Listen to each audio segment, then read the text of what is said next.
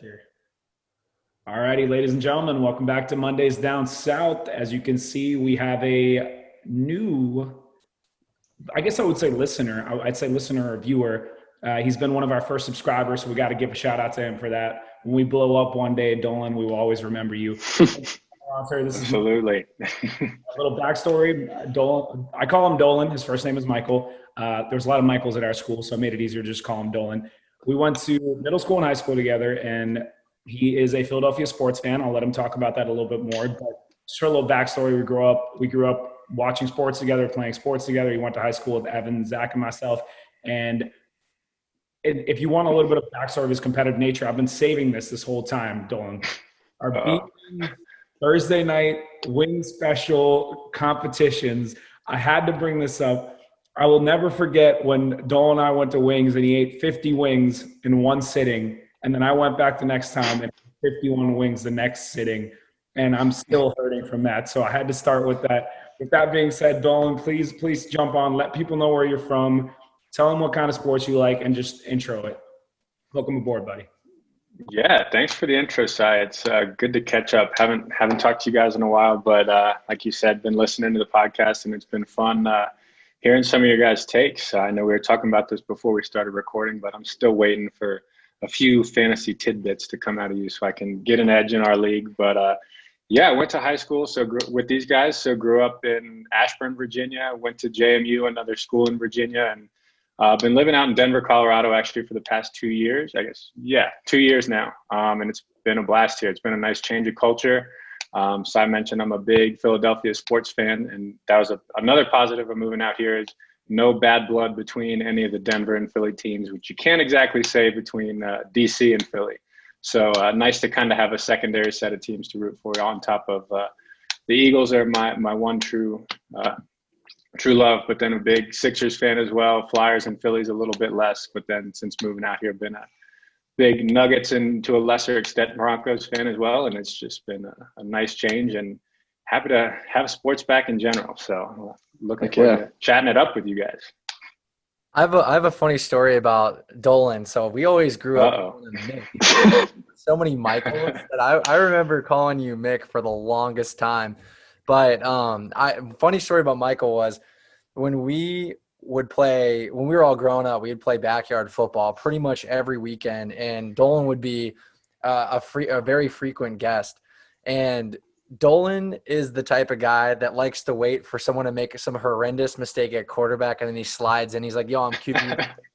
I was always the guy that started, and I would throw. It was like because we played in like my parents' backyard, so I was like, "All right," because it's on home turf, home territory. I'm calling the shots. I'm quarterback. I would go out after one drive, make some horrific interception, and Dolan would just slide in and be like, "Yeah, your day's done, man. Hang it up." And he would throw for like 3 touchdowns like immediately after. So, he was definitely, he definitely crowned champ in the backyard football days. But those were some of my favorite memories. And I mean, whether it was football, basketball, baseball, you were always like a part of our childhood growing up, which is it's special in itself. So, and I know E obviously can probably share some of those memories too, but just some funny things that I always remembered about us growing up and whatnot. In our defense, we were all like 5'5" when Dolan was like 6'7", so we didn't have a fighter's chance. They used to always go street ball on him when we played basketball, and he would block the crap out of me. We never really had a fighter's chance, so we haven't really quite caught up yet, but I'd like to think we can hold on a little bit more now that we're a little bit bigger and a little bit older, so we'll see. With that being said, let's jump right into the hot takes. Dolan, I'm gonna let you start because you told me you had a real burner, that one that I would love. So I've been looking forward to hearing it all day, man. So get us started. What do you got with your hot take?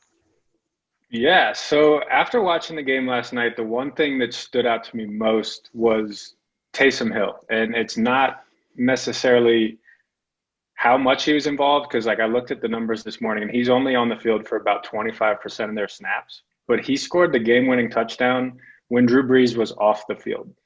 Sean Payton decided on 3rd and 4 in crunch time to take Drew Brees, a future Hall of Famer, off the field. And we've all kind of seen how poorly his arm has looked this year. I think by the end of the year, Taysom Hill is going to be taking 50% of the snaps at least at quarterback for this team.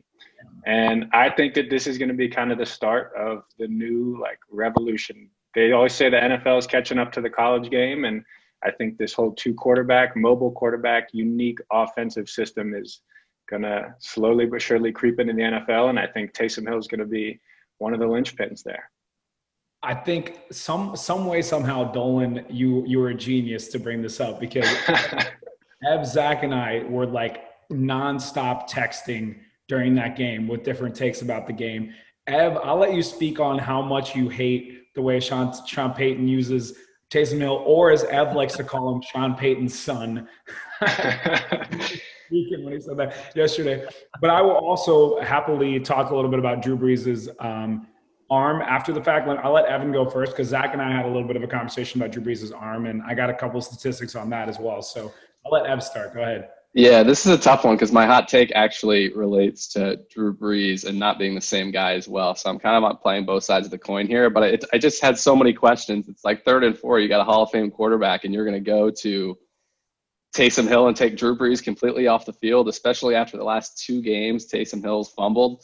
The tweet you're referencing, I just saw a tweet where they were saying Taysom Hill must be Sean Payton's son by how much they use him. But I don't know. I mean, it works out once in a while. It worked out last night on the touchdown. So I was like, all right, that one worked out. But I don't understand why you're, especially in a 3rd and 4. I can't imagine Drew Brees is too happy about that either. So I guess I'll save my hot take and let you guys go off that. But yeah, I don't know. Zebo, what do you think of Drew Brees' arm? I want you to touch on it. Yeah, so Drew Brees is definitely regressing, and don't get me wrong, Drew Brees has been looking at checkdowns for a great portion of the last 2 years. I mean, and I can't fault him when you have a guy like Alvin Kamara, who, I mean, is quite possibly looking to be the best back in football, just given the fact that CMC and a couple other guys are out. But Drew is not even taking shots down the field until he had completed that touchdown pass to, to Jared Cook. That was one of his first passes of 20 yards or more, when the ball traveled 20 yards or more. And that was in the late 2nd quarter or 3rd quarter. I keep forgetting when that was, but it was not in the 1st quarter. And that's just a concern in itself. When Drew isn't actively throwing the ball down the field, defenses are able to kind of predict what they're going to do next. And as a result, the Saints have started slow in like the last 3-something games. Justin Herbert was outscoring the Saints by like 20-something points until they were able to claw their way back into the game. So I think that is kind of a danger that you can't really ignore. And much to Dolan's point, this is maybe, something you're starting to see Taysom Hill get more and more reps simply because they're going to need to turn the keys over to somebody at some point in time, sooner rather than later. So it's not like Drew Brees, he hasn't been doing that for a while, and that's why it's a point of concern. He clearly is, Alvin Kamara has had 80 receptions the last 3 seasons. So he's definitely throwing the ball to his checkdowns, but ultimately he's not chucking the ball downfield like he normally has been the last couple of years. So that's kind of my take on Drew, and it's definitely a point of concern.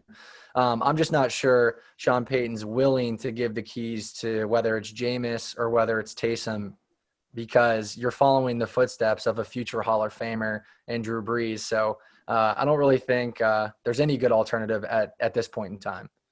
So I think I'm on a lonely island here as far as like my perception of Drew Brees, especially because I've been on this take from the get-go of the season when it comes to the Saints. Like, I think people are just like, there's a lot of recency bias when it comes to it. And I think people are overreacting a little bit to the Saints in general. I mean, at the end of the day, they have a winning record right now, and we're talking about a team who is out their best player. Like, Michael Thomas is their best player. He is arguably one of the best players in the NFL in terms of what he brings to the field.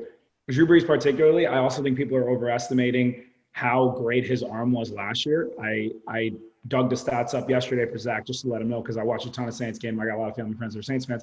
Drew Brees last year was 35th in the NFL in terms of deep passing usage. So keep in mind, there's 31, 32 quarterbacks in the NFL, and somehow he was 35th in the NFL in deep pass usage, which basically means like the number of attempts he took downfield. He was 35th, and he was also I think he averaged 6 yards per attempted yardage through passing through the air, which is the fourth least in the NFL. So he was bottom 5 in how far his passes were complete.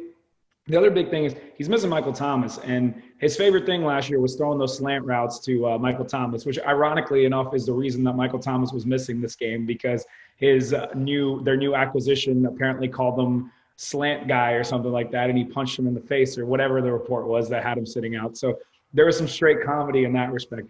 I personally think that you might be right, Dolan, about Taysom Hill's usage going forward, but I also think that that's not the smartest thing, because in reality, Drew Brees, even yesterday when they had that 3rd and 4, keep in mind, Drew Brees is the one that got them up there. It's not like Alvin Kamara had some amazing game where he put the team on his back. Like, even if Drew wasn't throwing some amazing deep targets, like I kept saying yesterday, they need to run a hurry up offense and let him pick apart the defense, because he's still smart enough to do it. Even if he doesn't have great arm strength, we saw Peyton throw 55 touchdowns with, half a neck. Like, Drew Brees has that kind of IQ to make plays happen.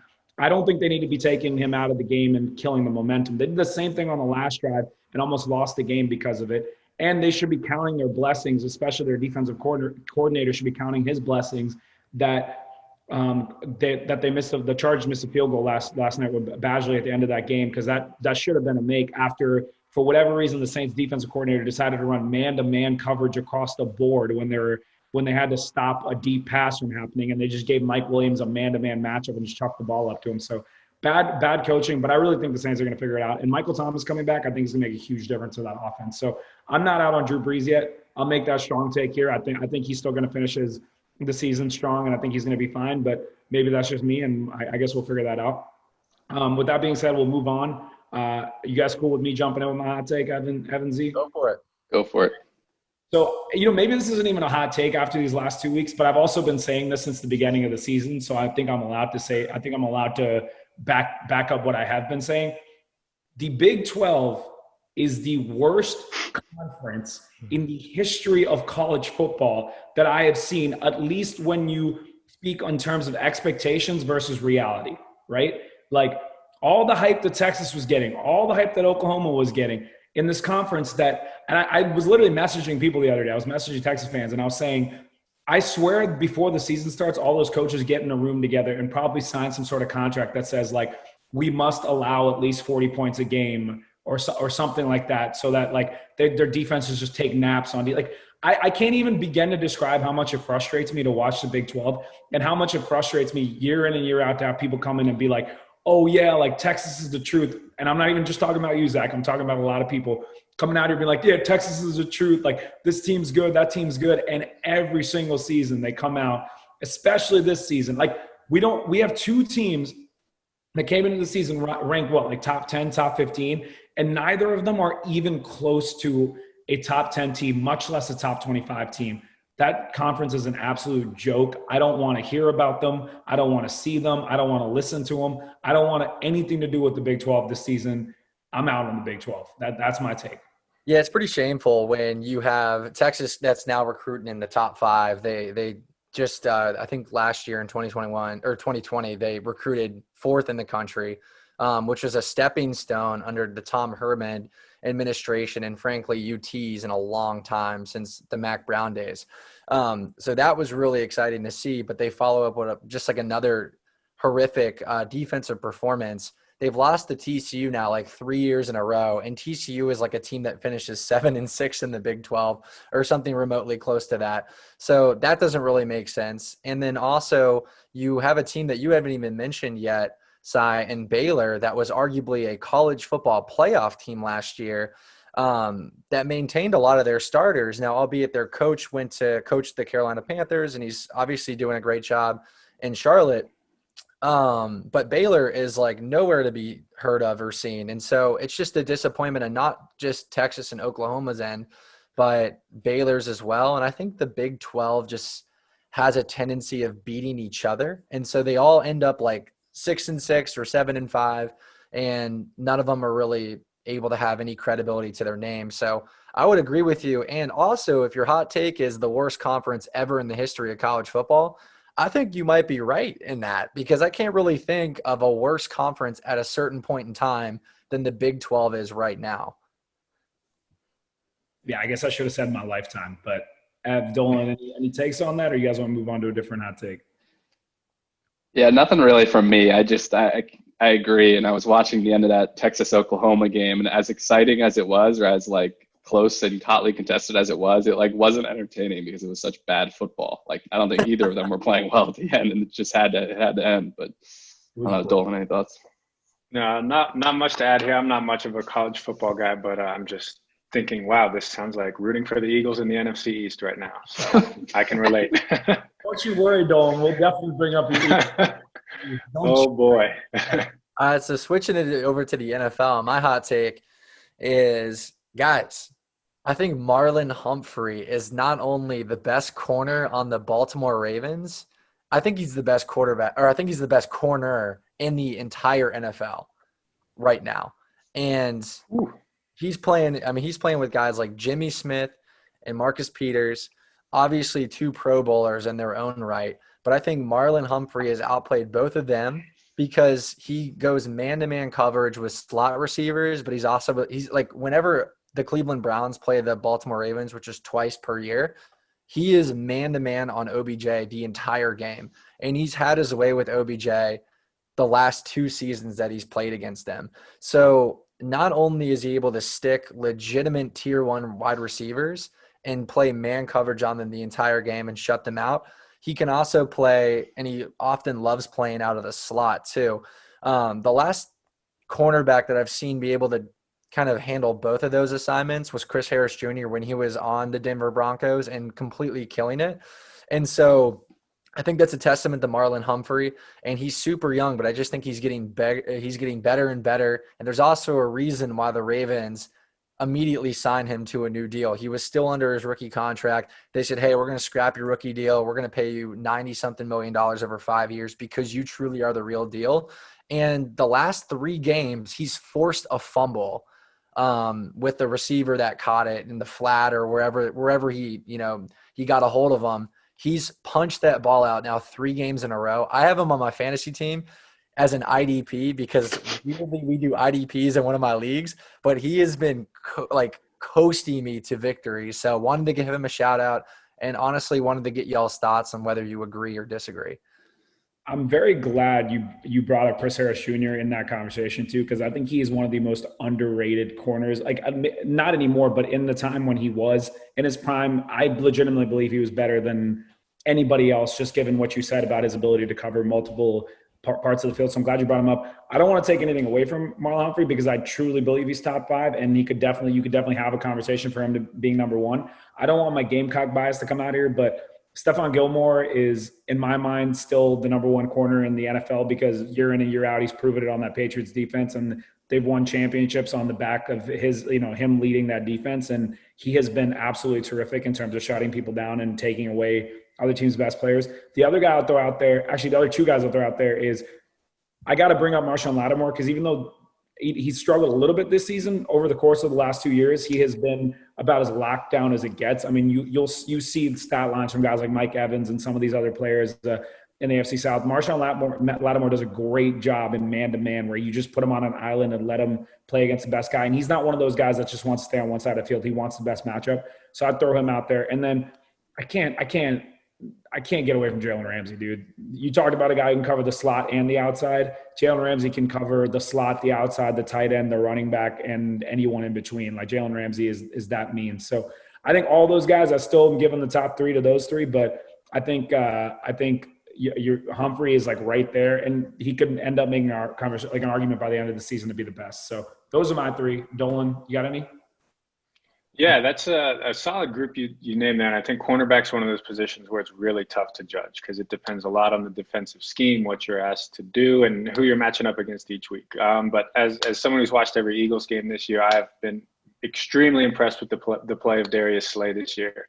It's a foreign concept to see a cornerback be able to actually stick with someone all game. And so he's absolutely passed my eye test, but then watching the Eagles go up against the likes of Jalen Ramsey, I think he is just something different. I think as of right now, Jalen Ramsey's the best cornerback in the league in my book, but there are a handful of guys right in that top tier that could certainly give him a run for their money. I think Humphrey's definitely one of them.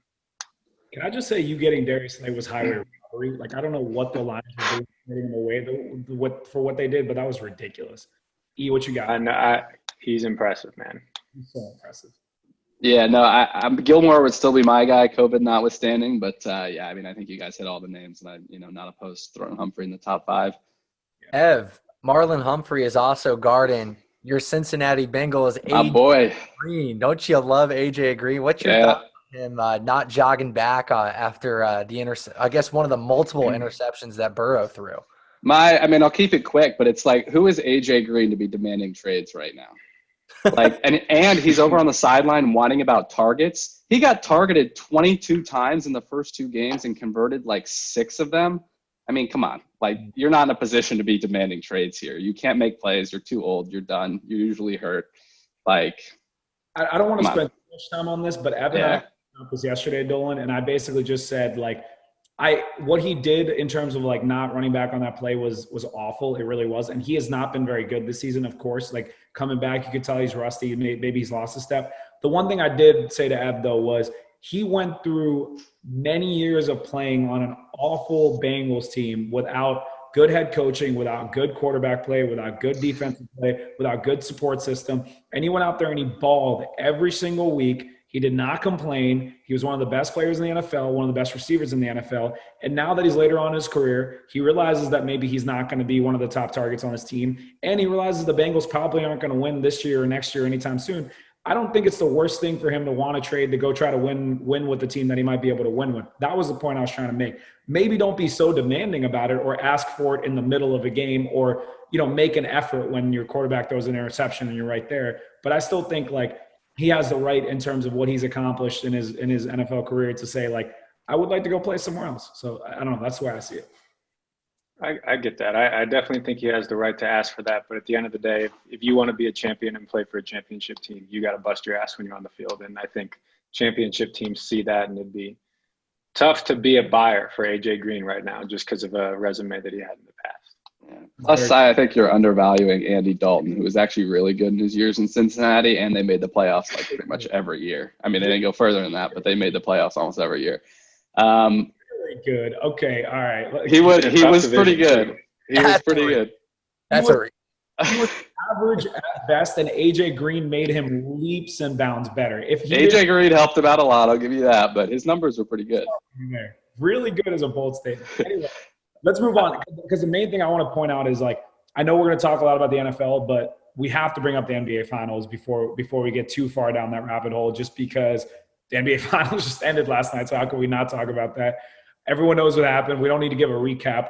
All I want to ask you guys is, what are your thoughts from it? I'll start with you, Dolan, as the guest. Like, what do you think? Obviously the Lakers winning, LeBron Finals MVP, age 35, 17th season in the league. It was pretty much like, I mean, this series went 6, but for the most part, the Lakers just dominated this playoffs. So what do you think?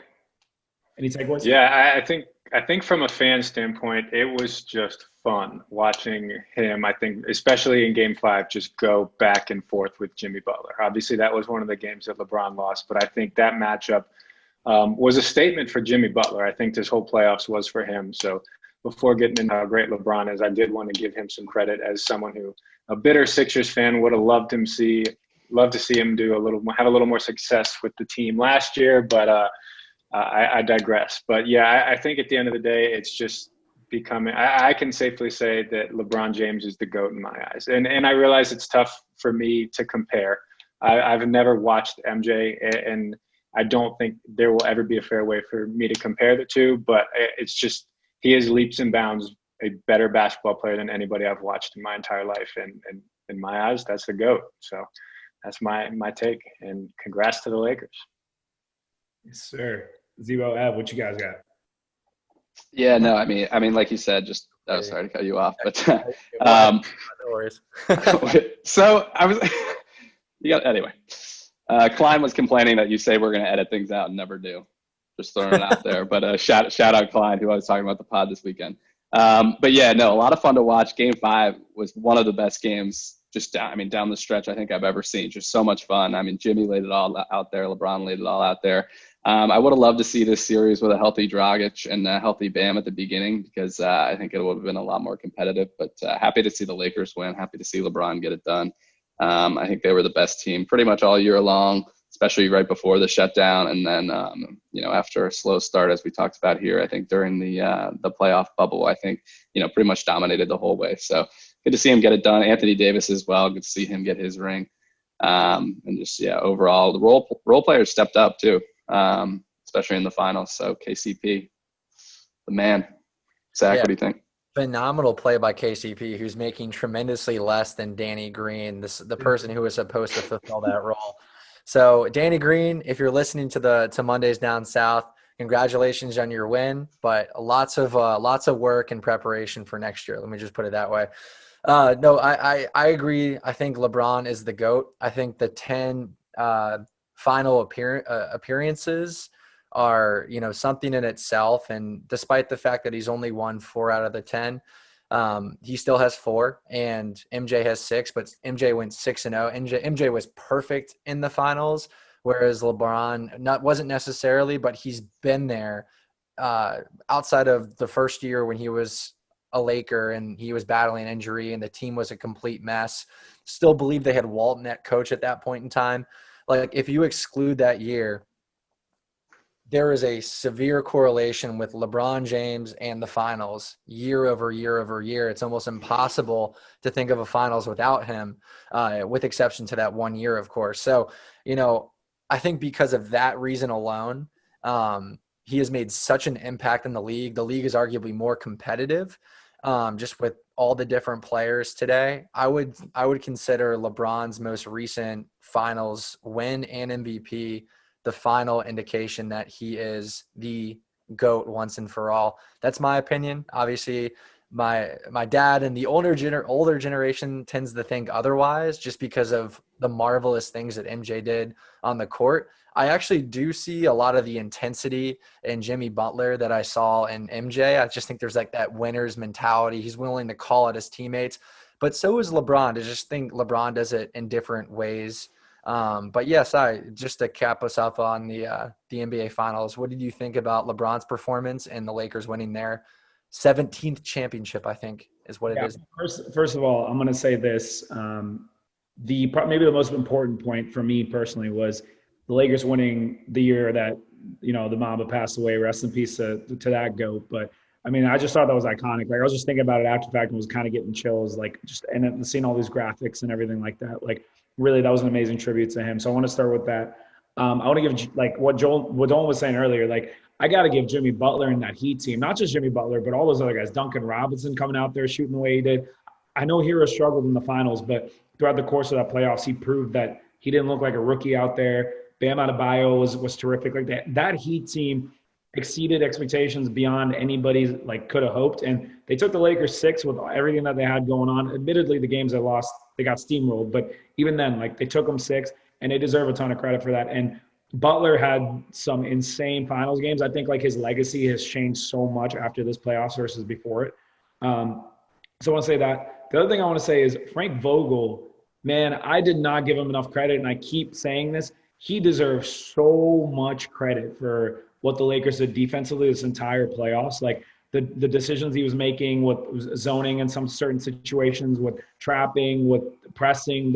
It all started with Houston. He just started making all these incredible adjustments. In the finals, he switched AD on to Jimmy Butler. Like, he started taking Dwight Howard and JaVale McGee out and playing AD at center. Like, he was just doing all kinds of undercover things. I think a lot of people are just going to kind of forget, because you want to talk about LeBron, you want to talk about AD, you want to talk about the stars, but legitimately the coaching was there this time. And that's one thing I want to give props where props are due. And then LeBron, he was my GOAT before this finals. Like, I've always said that. I think you guys already knew I felt that way. But the one thing I said to Zach earlier, because him and I were hooping, Dolan and Evan, I said to Zach, I don't have a problem with people feeling Michael Jordan is the GOAT. Like, how could I ever be like, oh, you're crazy for thinking, Michael Jordan, literally one of the most synonymous names with sports and basketball, is the GOAT. I totally get that. But the part that I have a problem with is the people who aren't willing to acknowledge the fact that LeBron is right there in that conversation, and there can be an argument made for LeBron James. And after he just won his 3rd championship, his 3rd or his 4th finals MVP, but his 3rd championship with 3 different teams, as the leader of 3 different teams at the age of 35, 17 seasons in, he's still the best player in the NBA. Like, you're never going to see that again. Like the only guys you ever saw be this good this late in their careers was Karl Malone and I guess Kareem Abdul-Jabbar, and those two guys were centers that played the center position. LeBron played point guard his age 35 season and was clearly the best player on the floor in every extent. So it just was incredible to see. Like, I could spend all day talking about how amazing LeBron is, but like I just think like it's funny because like you give him as much kudos as you want to give him, and he's still probably better than what we give him. His IQ is so fun to watch. Like I just love that like he plays the game very differently than the previous guys we argued for GOAT, like Jordan and Kobe, where like with the deferring and the passing and all that stuff. So with that being said, amazing finals. Shout out to Lakers. Shout out to the Heat. We'll move on to football because we still got a couple things to take away there. Dolan, do you have any games you want to like you particularly point to, like any specific matchup this weekend that you were pretty impressed by or confused by, or what do you think? I mean, are we talking this past weekend or upcoming weekend? Yeah, I think, I mean, as always, primetime Russell Wilson is just a treat for the football world to watch. It's just like you can't really put to words what superpowers he seems to have when there's a clock winding down and points to be scored, and just I think continuing the impressed by greatness theme that we've kind of stuck with this pod. He is running away with the MVP race so far, and I know there's a lot of weeks left, and I know there's some strong competition out there, but I mean, he just does it again and again and again, and it was a fun game to watch. I always find that Sunday Night Football is entertaining, and this week was no different. Couldn't agree more.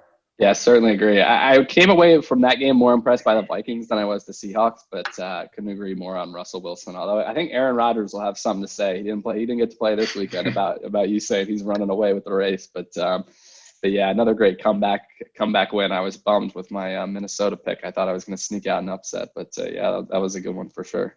That was a good pick. And talk about bad beats here. I have some friends back home in Austin here that all threw money on the money line for Minnesota. And I think they thought they had that one wrapped up. And then the Seahawks came back in the second half. And then the Vikings resurged again. And they thought they were going to pull it off. And then Russell Wilson did Russell Wilson things. I will say he has always been a candidate for MVP and always been on the cusp of MVP seasons for the past 3 of them. And I just want to remind you guys that each one of those seasons is when he was dating or married to Sierra. So let's not ignore that. Whenever you date someone as beautiful as Sierra, good things will happen. So I just wanted to give him and her a shout out on this podcast. What's AJ McCarron up to these days? I'm curious. It doesn't always translate. He's the antithesis of it. It was like the one time it didn't work for him, but it usually works for everybody else. You know what? A backup quarterback is much better in terms of relevance than a lot of other people. So I can't say that, but I'm tracking what you're saying about Russell Wilson. Speaking of MVPs, I want to talk about somebody that I think is like fine-tuned to be a future MVP based on what we're seeing from him as a rookie. Justin Herbert. Oh my gosh. I mean, we talked about the Saints earlier. He looks nothing like a rookie. He's out there playing like a vet. He lost Keenan Allen halfway through that game, his number one target. Didn't slow him down even a little bit. Every week he goes out there and he plays well. Last night was a winnable game for them that they blew. A week ago when they played the Buccaneers, they had that game, by 2 or 3 possessions until Justin Kelly fumbled the ball in the first half, and then the Buccaneers came back. Every single week Herbert has gone out there. The Chiefs, they almost beat the Chiefs. Every single week Herbert has gone out there and put them in a position to win the football game, and they haven't right now. But also he's a rookie, and they're out Derwin James, and Keenan Allen got hurt. Like, I'm telling you, that is a team to watch in the future. I know everyone's going to be talking about Mahomes and the Chiefs for forever, but that is a team to watch out for. And, of course, we're going to have to talk about the Chiefs because of the Oakland Raiders. But if you guys have any takes on Herbert or I want to give – that man deserves a lot of praise. So if you want to give him praise, please give him praise because, man, he's fun to watch. Whoa, I thought Tyrod was going to come back and start, right? Wasn't that the report just a few weeks ago? They were saying, hey, we're sticking with our guy Tyrod, and boy, has that disappeared. Yeah. And Sai, I got to feel a little sorry for you as the one who received the aging quarterback that got pushed out of, Los Angeles now. Phillip Rivers hasn't looked too hot, and I think credit to the Chargers organization. They've gotten a lot of flack lately for the move and many other decisions, but they seem to have found a winner. They seem to have moved on at the right time, and they certainly took a risk on a polarizing, to say the least, prospect coming into the draft, and seems to have been a home run so far. No stuff. Yeah, completely agree. Just watching that game last night, I'm not sure if you mentioned this in your spiel side, but like he has no blocking. I mean, I think through the first half, he was pressured on like half of his dropbacks, and he still had like 3 touchdowns in the first half. So I think he's shown that he by far has the highest ceiling of, including Tua, who we haven't seen yet, but I think he clearly has the highest ceiling of any of those quarterbacks that got drafted, including Burrow and Tua. Like Burrow looks great, but you can just, like the ceiling just isn't quite at the level of Herbert's. I don't think. But if I pivot over to one Dolan mentioned, the game I wanted to mention was your Colts side. And the rest of my hot take that I didn't get to was that there's going to be a few teams in the NFL that are going to miss out on an opportunity at a deep playoff run because they hold on to veteran quarterbacks way too long. And the Colts are the biggest one, man. Like, I think the Phillip Rivers thing needs to end, and it needs to end in a hurry because he's really holding you guys back from being a big-time contender. So I will say this, and as a Colts fan, I will say this: the team, in terms of Phillip Rivers, like it's easy to say that because obviously with this Browns game, he was a disaster. There's no other way to put it. He made some terrible mistakes, and admittedly, like it was an awful game. But at the end of the day, that's not normally how we plan on utilizing Phillip Rivers, right? Like the way our offense flows and the way our team flows is very different. The way we usually win games and the way we have won games up to this point is our defense is one of the best in the NFL, and our offensive line is one of the best in the NFL, and we run the football a lot. And Phillip Rivers coming into this game was completing over 75% of his passes because we are not asking Phillip Rivers to be the Phillip Rivers that he was 5-6 years ago. All we're asking him to do is in the games where we give him open receivers or short routes to throw or make those marginal third down completions to keep the drive going, our whole goal is to just keep the offense on the field and just keep running the football and keep running the clock out. Yeah, we lost to the Browns. And honestly, we could have won that game if it wasn't for those Phillip Rivers mistakes. But I'm also not going to be like, oh, we have to boot him. We're 3-2 right now. It's not like we're getting steamrolled by teams over here. We were in that game the whole time. Our defense is only going to be better with Darius Leonard back. And admittedly, a week before, we faced the Bears with Khalil Mack, and we steamrolled them, and we held Khalil Mack in check. And the huge loss for us this week was we didn't have Costanzo playing, who was the guy that guarded Khalil Mack, and Myles Garrett ate us for dinner rushing that side. So going forward, I think Phillip Rivers can still be serviceable for us to win games because I think our defense is the focal point of our team, and I think our run game is the focal point of our team. So I'm not out on that. And also the Browns aren't like some walk in the park easy team that we lost to. Like they're 4-1 for a reason. They've been showing up recently and they have a good offense. So I'm not like completely out on the River stake, but I will also promise you that Frank Reich and Chris Ballard are not the kinds of coaches to be like, oh, we signed Phillip Rivers, so we're going to play him the rest of the year. If he does this again, I promise you Jacoby Brissett will come into that game because we love Brissett, and Brissett was winning games for us last year before everybody got hurt. So from a Colts fan, that's my take and my perspective. We'll see how it plays out during the season, but that's just how I feel. So. I mean, hey, Dwayne Haskins is on the trading block. So is Matt Ryan. Trading block. That's a perfect segue. We're going to bring that up. Zach reported Matt Ryan in Indy would be fun. That's actually the rumor. So really? I mean, Phillip Rivers may not have been the best acquisition, but they're paying him $17 million or whatever this year, but it's only 1 year. So to Chris Ballard's point, he knew that he was taking a gamble, but he wasn't going to hold the Colts hostage there for years and years to come. He can get rid of Rivers if he wants to. What makes things interesting is a complete GM changeover and coach changeover in Atlanta. Arthur Blank wants a completely new, different style of leadership. For those of you who don't know, Thomas Dimitrov, the previous GM for Atlanta, was infamous for cash cows, trading draft picks away, trying to get one more additional piece, overpaying for one more player just to try to push us to the edge back when 2016 when we went to the Super Bowl and we couldn't quite get the job done. And, this is evidenced through, not having any defense whatsoever, not having any offensive line or defensive line whatsoever, and investing in guys like Calvin Ridley in the first round. Now, albeit I'm not complaining about that pick, but it does show you they do try to overpay for players, whether it's paying Matt Ryan, whether it's paying Julio Jones. Now, apparently, these guys are on the trading block.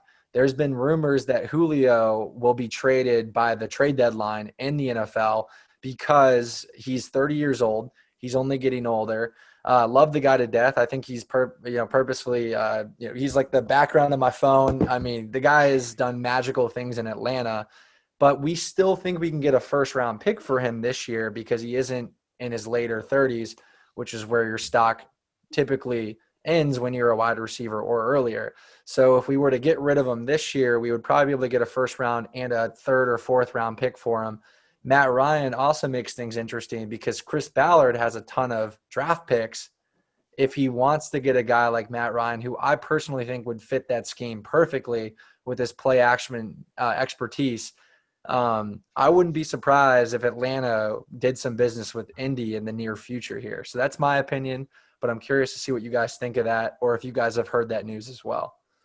Yeah, when Zach mentioned it and Dolan brought it up, I do think Ryan would be the perfect fit. But I promise you, Bal's not going to be the guy that overpays for old dudes. Like, that's the opposite of his philosophy. Like, if you guys are asking for, a bunch of picks, like, that's not going to work because Matt Ryan's also making a ridiculous amount of money, right? And like, you have to truly believe that he's elite to be giving several draft picks to pay him, higher end money for long term. So, but regardless of the Colts, like, the one thing I do want to point to is the problem hasn't been Matt Ryan. And the problem, I mean, outside of the fact that Julio's been hurt, it's not like he has been the reason that, like, they're losing games. The reason the Falcons have been losing games is their defense. So I do think Matt Ryan and Julio Jones could go make an impact on another team, whether it's the Colts or somewhere else. Like, I definitely think they're worth investing in to a certain extent, but I think that the Falcons are going to have to either lower their price tag in terms of picks or lower their price tag in terms of, like, taking on some sort of money or doing something about those contracts, because both of those guys are getting paid a boatload of money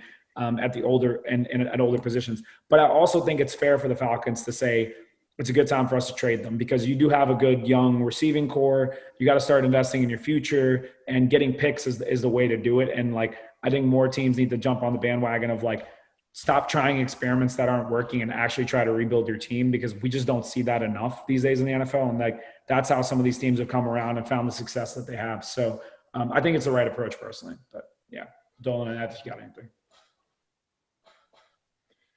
Yeah, I think I agree. I think the Matt Ryan fit would be an exciting one in Indy. He's always kind of been in the good, not great camp for me, though. And I'm not entirely sure he pushes them over the edge, but I will admit he definitely gives them a better chance than Phillip Rivers. And I think you look at a team like the Niners last year with Jimmy Garoppolo. I think you line up Garoppolo, Matt Ryan, and Phillip Rivers in a tier, and I think Matt Ryan's coming out up top for me. From a Falcons perspective, I kind of think he's a guy you want to hold on to, though. I know he's probably not putting you over the edge anytime soon, but I think he can give you kind of in your team a stable floor, a sense of stability that's needed. And then he's the perfect guy where maybe you're not drafting first overall, or maybe they are and they're getting Trevor Lawrence, but he seems like the kind of dude with the character and the mind to really help groom and be a good mentor for a young quarterback. I know that's kind of a trend the league is trending away from now, but I do think that he can prove to be a valuable asset. And at the end of the day, if they take Trevor Lawrence and he comes out right week one and just dominates, there'll still be buyers in the Matt Ryan market, I think, as well in a year's time. But I think you've made enough changes so far this year. Show your guys that you are loyal to them and that have performed well for you, that you do care about them. That's true. Interesting perspective. Yeah, and it's going to be a fight for Trevor this year. I tell you what, the Giants, the Falcons. I think I'm missing another winless team.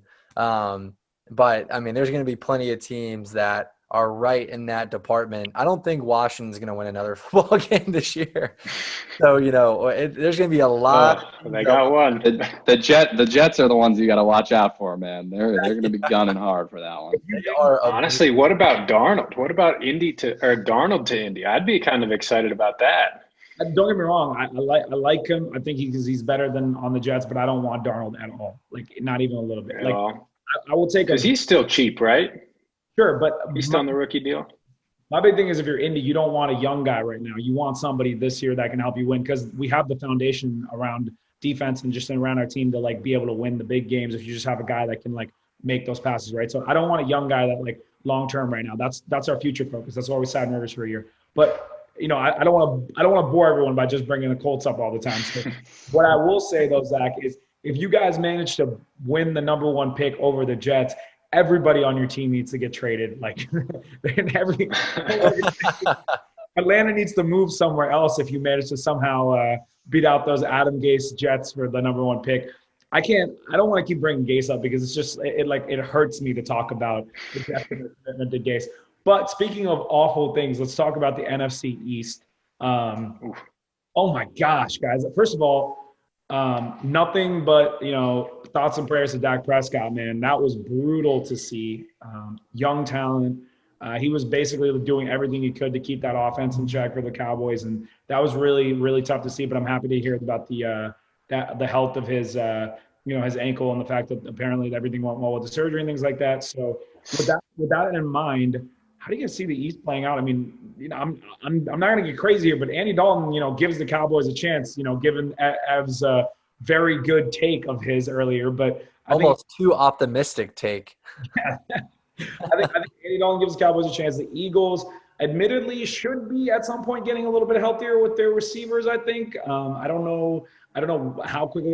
Do we keep talking about Alshon's going to come back this week, or somebody else is going to come back this week? But it almost feels like they're actually pretty close to getting a couple of those guys back. So Eagles are there. The football team is there. They're there. That's all I can really say about the football team. Shout out to Alex Smith though for getting back out there. That was a pretty epic moment. And then Giants are there. I don't really know what else to say about it. I'll let you two NFC East guys talk about it because I don't have anything to say. Wait, hold up. I got a question for Dolan here. Dolan, do you think it's time to start Jalen Hurts, or what's your status on the quarterback situation there long term? I absolutely not. I'm a Carson Wentz truther. I do think he needs to turn it around. And if this performance continues, I'd be willing to admit that maybe the Super Bowl year was an outlier. And when he was an MVP candidate, I mean, we've seen guys get hot. As an Eagles fan, obviously, Nick Foles didn't won us a championship, and we've seen that he's clearly an average quarterback. But I think you really do need to give the guy a chance. And I think the Eagles organization has a lot of confidence in him. And I, as a fan, also do. And I think in a weird offseason, a lot of turnover, throwing the ball to Travis Fulgham, who I actually think might be pretty freaking good. It's taken some adjustments, and I do think they got to stick it out with Wentz at least for the remainder of this year at a minimum. Agreed. And Dolan, is it true that Fulgham's a local guy to Ashburn? Yeah, he's a broad run guy. Went to OU, and then now he's just tearing it up on the Eagles. And I didn't know that. I don't think this is one of those. Yeah. Yeah, I think he might be legit. I think he's one of the, not just like a good stats, bad team guy. I think, I mean, he was getting open. He was being covered by Joe Hayden just about all game, and he's long, he's athletic, he's fast. I think he's impressive. And like you were saying, Sai, the Eagles are getting some weapons back, and they're my very biased choice to win the NFC East this year. They got the Ravens this week, so I think they're probably going to drop another tough one. But then they get the bye week, and like everybody knows, health has been a major issue for this team. So getting some weapons back, getting a bye week, and then a much softer schedule after that leaves me room for hope when no one else has been particularly impressive. The one thing I will say, and I want Ev to give a say about the East, so I'm going to make this quick. The one thing I will say, and the one part that kind of gets me is like people are talking about Wentz like struggling so much, and like admittedly he has been playing pretty badly, but all things considered, he's been throwing to guys that they're picking up off the street and starting. Like if you have another injury at receiver, Zach, you, me, and Ev could be the next guys they call receiver for them. Like you've never heard these names before at receiver, and those are the guys he's throwing the football to. So give him a little bit of a break in that respect. And the other thing I will say is, why does everybody talk about Carson Wentz, but nobody wants to talk about Doug Peterson, man? Like that doesn't make any sense to me. Like he should be getting just as much criticism as Carson Wentz is. Like everybody keeps talking about Wentz. I don't think Wentz is being put in the best position to succurate either. So what do you got on the NFC East, man? Yeah, I agree with the Peterson take, but I think Carson Wentz is also the least accurate quarterback in football, or he is at least bottom three, and that includes Dwayne Haskins.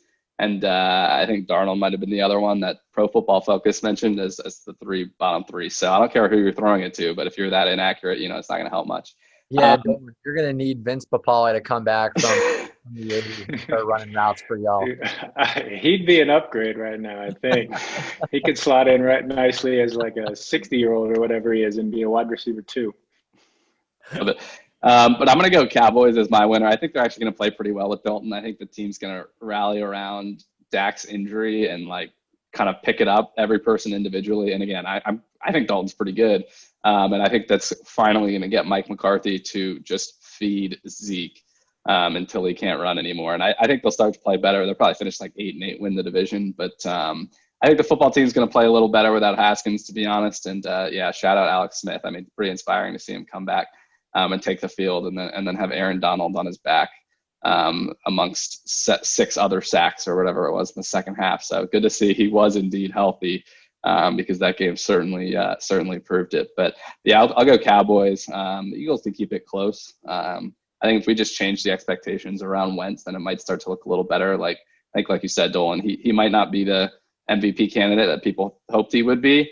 But hopefully he's a guy that can just do just enough and win some games this year and keep it close. But I'm going to go Cowboys. I think the Cowboys too. I love the whole 4 Dak thing. I think Philly will keep it close for a good portion of the season, but I think Dallas runs away with it ultimately.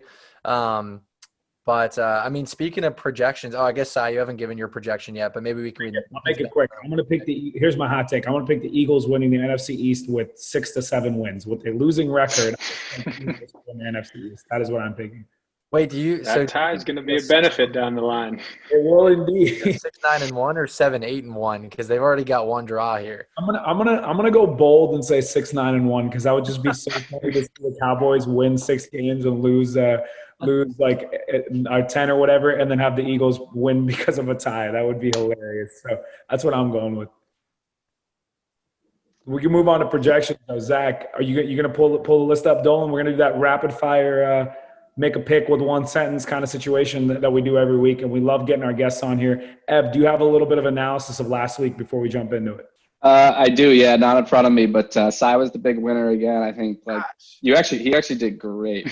10 of 13, I think, going into tonight's game. Fantastic stuff.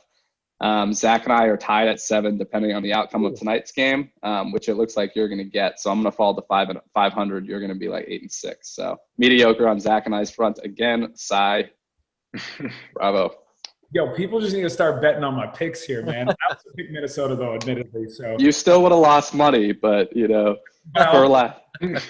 on all 13 games. Yeah, per last week's caveat, check it out. But Zach, go for it. All right, so Dolan, as you know, by watching the podcast, we just kind of do these rapid fire picks for week 6. We're going to start over here because of the Tuesday game, which is the first time I'm pretty sure in NFL history. There was no Thursday game. We're going straight to Sunday games.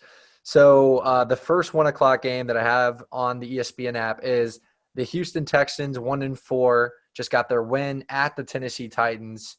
Dolan, who you got? And there's no spread on it, obviously, because of everything COVID related. Yeah, I think when you're not taking points into account, you got to pick the Titans. They've looked good in this game so far. And short Deshaun Watson and Romeo Crennel, like you can get excited about that after 1 week. But at the end of the day, I just don't think that they have the talent and the coaching staff that the Titans do. And I think this is a feast game for Derrick Henry. Before I make my pick, I think Ed is giggling over here. I think him and I maybe read the same. We have some breaking news. The New York Jets have paid all $28 million to Le'Veon Bell and then went ahead and released him. So Le'Veon Bell is currently and he got all his money before he got released. So basically he can sign wherever he wants for whatever amount of money that he wants right now. Oh my gosh, the Jets are a dumpster fire. Who do you even have on that team? I don't know how you don't trade it. I can't even. This is crazy, man. Like Frank Gore season, man. Holy cow! Yeah, I was gonna say, where's the most exciting landing spot for Lev Bell now? Projection right now, right? Like where do you think he ends up? Like maybe do you think the Giants? I mean, they took Devonta Freeman, so maybe not. They're not in contention to win. I would think one of these contending teams might give. Why would you not give them a shot if you don't have some baller running back. Maybe the Buffalo Bills who are currently down against the Titans. Singletary isn't amazing, and Bell could definitely give him a receiving weapon. That's a projection. Who else do you guys think Bell could go to? Good question. You know what I would love to see? The gears have been churning this whole time. The team that puts zero value in running backs, but has a way to find value. The New England Patriots. I think him and Cam Newton. Cam Newton needs another weapon. And Lev Bell, like you said, just got paid $28 million for doing nothing. Take a cheap deal, go for a title run with Cam, and let's see that offense take another step. I think that would be a fun and exciting destination, but at the end of the day, I can't see Belichick doing it. That's a really good one. I like that take, though. I like that take, Dolan. Damn, that's my take is that it doesn't matter because he's washed up. But ooh, those Jets are bad, man. He's still good in my opinion. Anyway, we move on. Zach, the matchup was Tennessee versus Houston on Thursday night. Yes, I'm picking. Call me crazy. I'm picking Houston. Tennessee, crazy. I mean, I don't expect Tennessee to start 6-0. Like, I think the Houston is coming off some momentum. I think Deshaun Watson's going to play great. I think the defense played a lot better last week. I know it was against Jacksonville, so I'm not going to put the ship down. But also as an AFC South guy, like these teams beat up on each other regardless of who's better and who's worse. That happens all the time in our division. So I'm taking the Texans. I appreciate that pick, Si, but you clearly weren't watching this game earlier because Derrick Henry stiff-armed Josh Norman amazing outer space. I'm going to go Titans. I was entertaining the idea of picking Houston before that. I saw that play. Now I'm going full Titans. Next game here, we got Cincinnati playing at the Indianapolis Colts. Si, we'll start with you because the Colts are your team. Who you got in this one?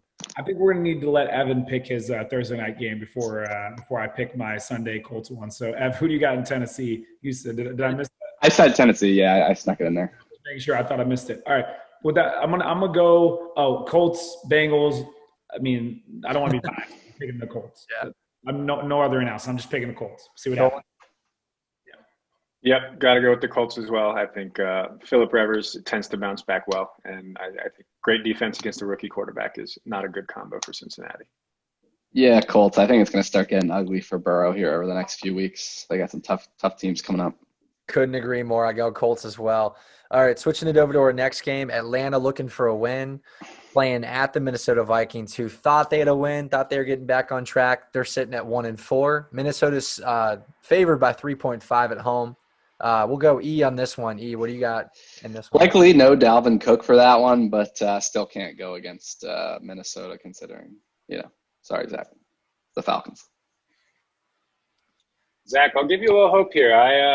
One, am not a Kirk Cousins truther, but two, I believe in the kind of stick it to your old coach mentality, like what we saw with the Texans this last weekend, and I think the Falcons come off, put some points on the board, and win by a very, very slight margin, just to kind of give the city of Atlanta a little bit of hope. I've got Atlanta as well. I'm a little worried about the Thielen or Jordan Jefferson combination. I'm not going to lie, but I think this is. I think we stick it to the coach in a weird way, and I think Raheem Morris guides us to our first win. Sai, what do you got? Pick the Vikings because I believe that they're better than people are giving them credit for. They were a field goal away from beating Tennessee, and they were one stop on fourth down away from beating the Seahawks, and I think they're a very good offensive team. I think they need to improve defensively, but even with Dalvin out, Alexander Mattison can do enough for them to be effective. And like you said, Jefferson's great. So Vikings. Well, Si, playing devil's advocate, Atlanta was, kept it close with Seattle, and then the game started. Once it wasn't 0-0 anymore, we were having some trouble. But the next game here is Denver Broncos at New England. Since Dolan lives in Denver, we'll kick it off to him. You got the Patriots in this matchup, assuming Cam comes back, or do you think Denver's going to sneak it out? You got to go with the Patriots. I think Cam or no Cam, they're just a better organization. The Broncos have been just decimated by injuries this year. They're a young team with a potentially bright future, but not picking against the Pats in this one. Because of Denver's injuries, I'm going to pick Michael Dolan as a starting quarterback for the Patriots to throw 3 touchdowns and win that game. So I'm taking the Patriots. Rippin' ain't bad, but Patriots. There we go. Patriots big, in my opinion. Switching it over to the NFC East, the Washington football team goes up to New York, plays the Giants. Both teams are desperately looking for a win. New York is actually favored by 3. Ev, you're the Washington football fan. What do you got in this matchup, and who do you think wins? I've got a football team. Kyle Allen actually played pretty well until he got destroyed. So hopefully he's back and can get us a win. I got to go with the football team as well. I think when you look at the strengths and weaknesses of each of these teams, the Giants' offensive line is 5 traffic cones sitting up there. And as bad as the football team has been, they have an absolutely ferocious front 7, and they are going to make Daniel Jones' life miserable. Sneaky good pickup this week if any fantasy leagues are looking for a defense to start. Don't sleep on the Redskins. They could cause some sacks, cause some fumbles. Cy looks a little nervous over there like that was going to be his play, and I just stole it from him. But I don't know. No, I could definitely see the Washington football team causing turnovers, but I'm actually picking the Giants because I think Devonta Freeman looked pretty good last week. I think Daniel Jones is going to be better than he has been. I think he's better than people are maybe giving him credit for, and I still think he's got some weapons. I actually think the Giants are going to win this game personally. It's a tough call. I'm kind of 50-50 on it, but I'm gonna listen to Cy on this one. He was 10 for 13 last week. I'll lean New York's direction, make things interesting. Switching it over to our next game here, the Baltimore Ravens 4-1 go to Philly and play the Eagles here. The spread is 7.5 Baltimore's way. Dolan, you're the Eagles guy. Who do you think wins this one, and what you got? I think the Ravens come out with the win, but I do think the Eagles keep it close and cover in this one. Their defense is poor performance last week, but if you look back at the game, there's a couple bailout calls that really made it look a little further away than they could. And I think from a matchup perspective, that front 4 can give Lamar Jackson trouble. We touched on earlier, but Slay can erase Marquise Brown or maybe even Mark Andrews if they want to go that route. And I think the Eagles can force the Ravens to beat him, but at the end of the day, that linebacking core is going to have a hard time tackling Lamar Jackson, and the Ravens are going to pull out a victory. You want to go ahead? Yeah, I'm tempted to pick the Eagles, but I'm going to pick Baltimore. But I think it's a close game. I'm just not that high on Baltimore right now. I don't know. Yeah, I don't think Baltimore wins by 7.5 or two scores. I think it's a 1-score game, but I'm going to pick Baltimore. I think it'll be closer than we realize. Yeah, I got Baltimore as well, but I think it's going to be right at that spread. I think it's going to be a touchdown, but no more, no less. Kicking it over to our next 1 p.m.er, we have an AFC North matchup. 4-1 Cleveland playing at the Pittsburgh Steelers, 4-0. This is a really interesting matchup. Pittsburgh is favored by 3.5. I'll start this one. I'm going to have to stick to my initial projection before the season started. My hot take, my first one, Dolan, was I think Cleveland actually wins this division. I'm going to go Cleveland in this. I think they're rocking a 4-game win streak. Obviously so is Pittsburgh, but Pittsburgh didn't really receive any or experience any adversity until their last game. Cleveland's already experienced a ton. They're used to playing close games. I got Cleveland. And I think OBJ goes off for a big game. But, Ev, what do you think? And we'll kick it over to the rest of the guys. Yeah, I'm going to join you with Cleveland. I don't think Pittsburgh's good enough to be undefeated. But then again, I don't know if I think the Browns are good enough to be 5-1 either. But I'll go with you on Cleveland.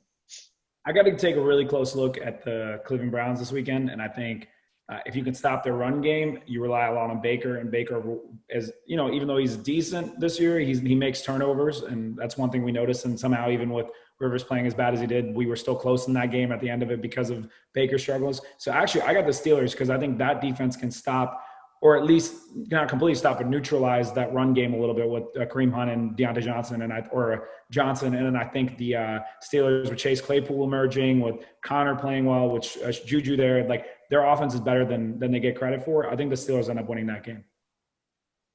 Yeah, I'm with you on the Steelers. I think I was very impressed watching that game thoroughly this past weekend. They've just got weapons all over the place on both sides of the ball. They are a wide receiver factory. And then one thing, I'm surprised you guys didn't mention this, but especially you Browns truthers, it looked like Baker Mayfield broke his collarbone or something like that at the end of the game. I don't know if you guys caught this, but Sai, I know you were definitely watching that one. But at one point, he was holding his shoulder arm area, and his right arm just looked limp. I guess his quote after the game was, "Mama didn't raise no wuss, so I'm going to play next week." But that'd be pretty concerning against a ferocious front seven like the Pittsburgh Steelers. So I got to go with the Steelers. Yep. Interesting. Yeah, that is very interesting. I'm going to be taking a very close look momentarily after this podcast is over because I might have to drop a couple people in fantasy. But kicking it over to one of our final 1 p.m.ers, we have Chicago, the Chicago Bears, who are 4-1 playing at the Carolina Panthers. Cy, we'll start with you on this one. Do you think the Panthers get it done in Charlotte against the Bears? This is actually a really tough pick for me personally. I'm loving what Matt Rule's doing. I'm loving what I'm seeing out of Teddy Bridgewater, but I'm leaning the Bears just because I think that defense is really, really going to pose more of a threat to this Panthers offense in the last couple of teams that they've played. I think the Bears will step up this game, and I think Foles doesn't have to be great. He just has to be decent for them to win this game, and I think he'll be decent. So I'm actually going to take the Bears in this one in a very, very close game. Yeah, I think this one's going to be surprisingly close too. Carolina's been pretty impressive throughout this year, and this is a tough call, but I think the kind of tiebreaker for me is the fact that the Bears played last Thursday night. So I think when it's as close as this, those extra few days kind of put them over the edge for me. Yeah, I think the Bears got super lucky last week, and I like what the Panthers are doing, like I mentioned last week. And sneaky, I don't know if they've said, but McCaffrey he can play in terms of getting off the IR. He can come off the IR if he's ready to go. So if he does, that changes the game. I've got the Panthers by 4. So the spread is 2.5 going Carolina's way. I think Carolina covers. I think they win this matchup.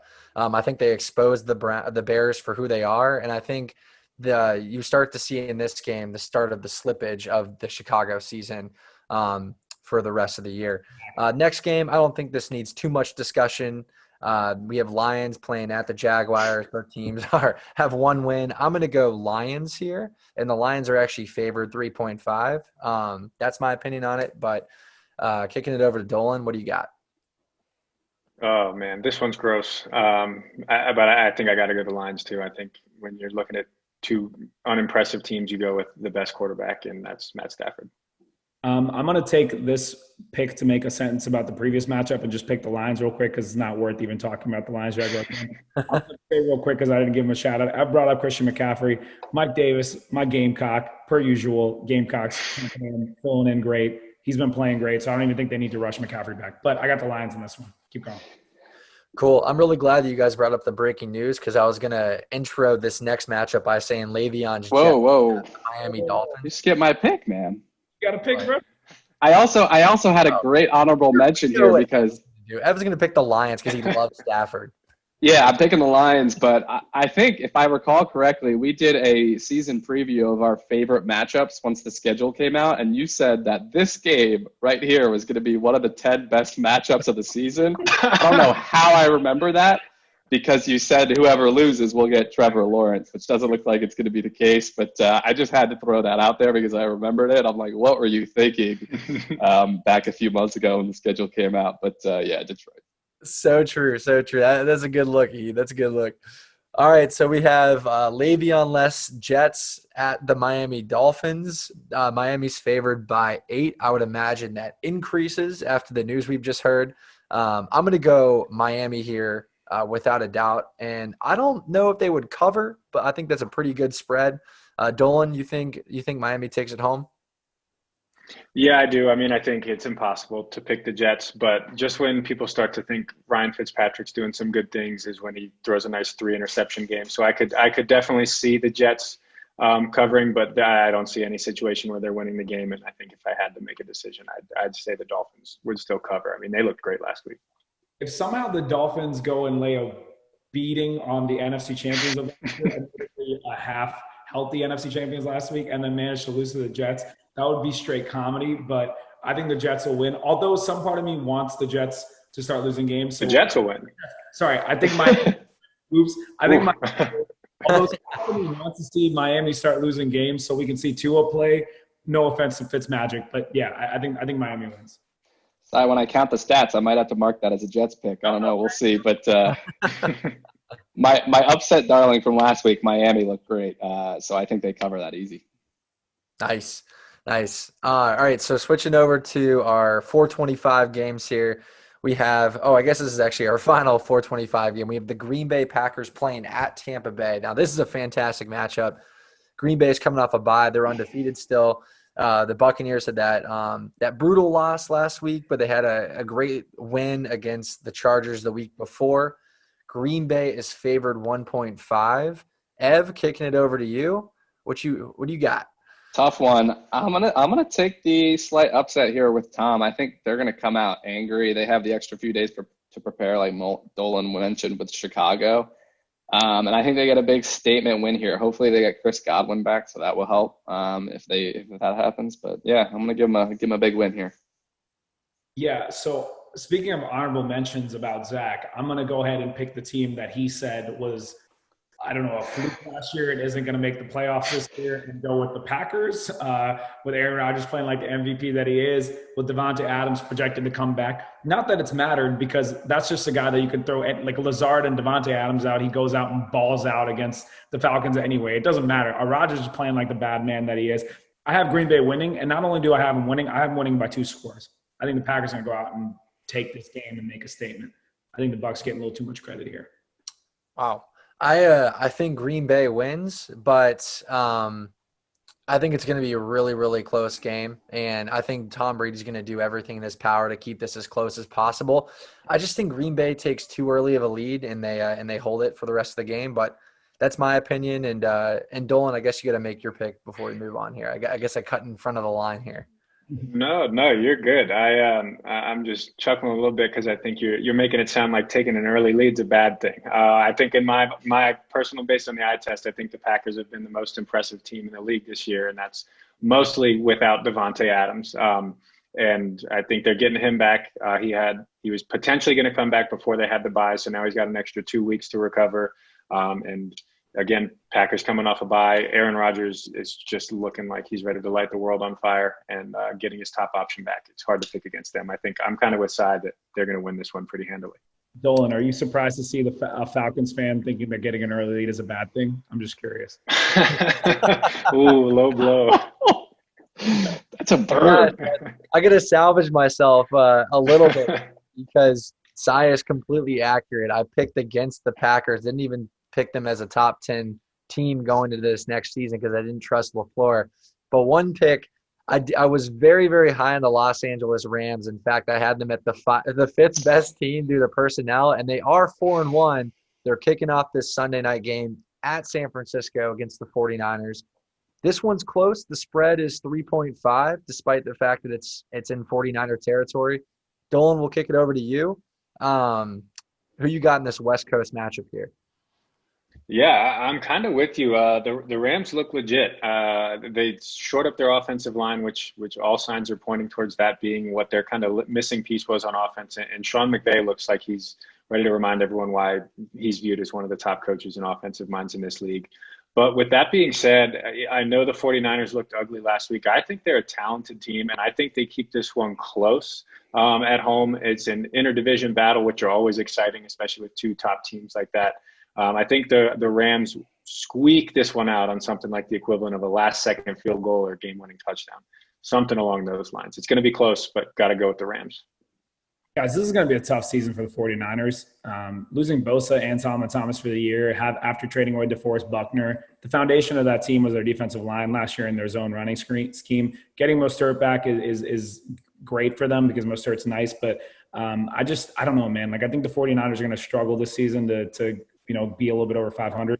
And also, I got to give credit where credit is due. Zach did pick the Rams as a top 5 team. And admittedly, if it wasn't for what I thought was a bad pass interference call, the Rams might be 5-0 with the win against the Bills. So I think the Rams go out there and I think they beat the Niners, and I think they win by a touchdown, at least, actually. So I'm taking the Rams.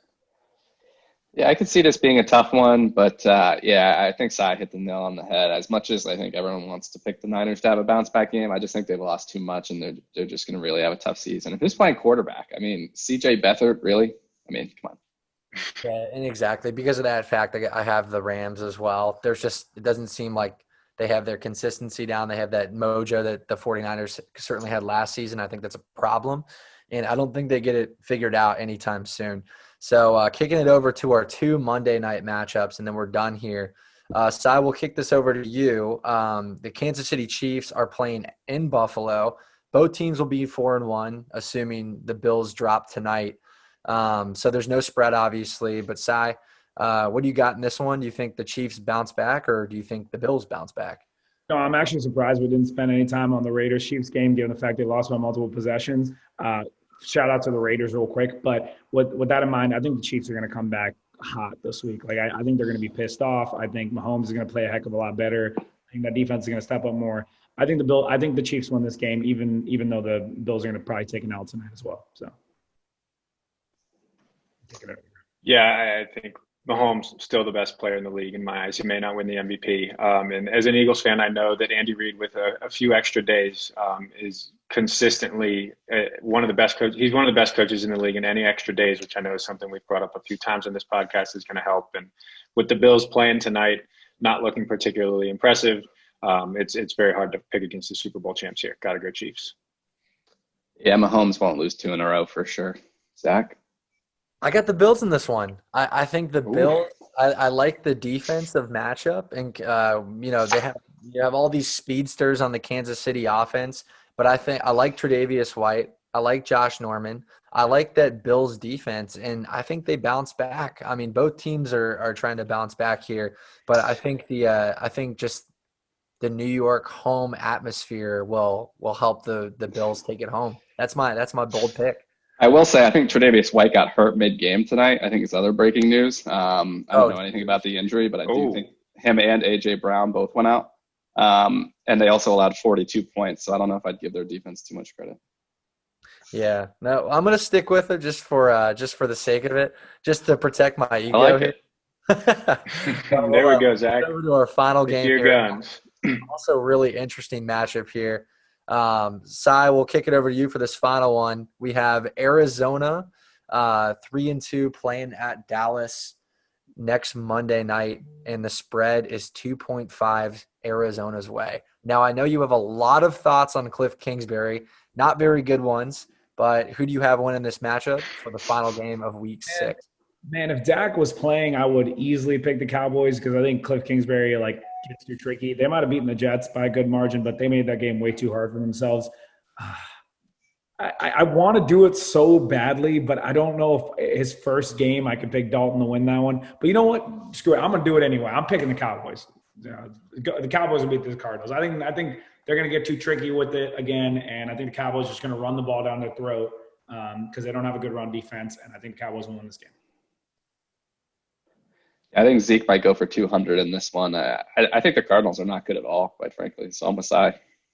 Cowboys. Yeah, I got to agree with you there. I think this is going to be a big emotional game for the Cowboys, and I think it's one of those ones where just your heart's thumping a little harder. Heart is thumping a little harder before kickoff, and they're going to come out fired up and win this one for Dak. And I'm also kind of with you, Side. Not impressed by Cliff Kingsbury, and I'm thinking he may have just been a bad hire. Cardinals were a team I was pretty high on coming into the year, but I've kind of soured on them pretty quickly. Yeah, and this one I think Arizona not only covers the spread, but I think Kenyon Drake goes for 250. And then I wake up from my dream and I realize none of what I just said is true. I'm going Dallas. I'm going Dallas. And Cliff Kingsbury, like I said, if you're listening to this podcast, just run the ball, Kenyon Drake. Do not run with Chase Evans yard line. Just don't do it. I feel like we're in a Mike McCarthy, Green Bay Packers free Aaron Jones kind of situation again, right? Just run the game down the middle of the field with your best running back. You know, sometimes it's not harder than that. So thank you. But their best running back is Chase Edmonds, Si. No, he is not. No, he's not. All right. I do. I think Kenyon Drake's talented. I think he does need to be in a supplementary role, though. I think that's where he thrives, when he's at most getting 50% of the work and can just explode. But it's been frustrating.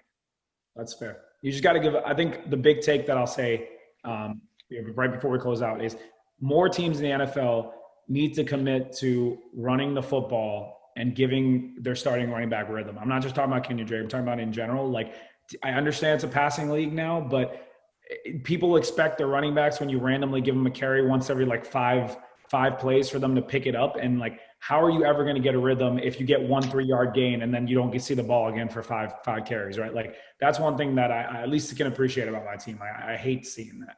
That's exactly how King Henry became the guy he is right now, because they finally stopped screwing around and they said, and King Henry told him, he's like, I need rhythm. And they started feeding him. And now he's the best back in the league on the ground. Yeah. Also, I can't imagine saying no to Derrick Henry. Like, if he the request, who am I to tell that guy no? I want to say, hey, whatever you're doing, go full speed ahead. I'm not going to even bother you. Josh Norman tried, but do what he did to Josh Norman. Yeah. I guess Mike Vrabel was a linebacker in the Tennessee head coaching defense. So if there's one head coach that could make a state for holding off Henry, maybe it's him, but that probably wouldn't work either. With that being said, Dolan, you got any last words, man? We loved having you on here, man. Appreciate the analysis and everything you brought to it. Of course, man. I just want to say it was a blast, and excited to do it on Love talking it up with you guys. Felt like we were back at a high school cafeteria table or something. So just really appreciate you having me on. And for all the listeners out there, don't really trust size advice. That's just my final word. Ooh, I love it. Love it. All right. Thanks again, Dolan. Great having you on. That was Mondays Down South. See y'all next week. Take care, guys. All right. Thanks, guys.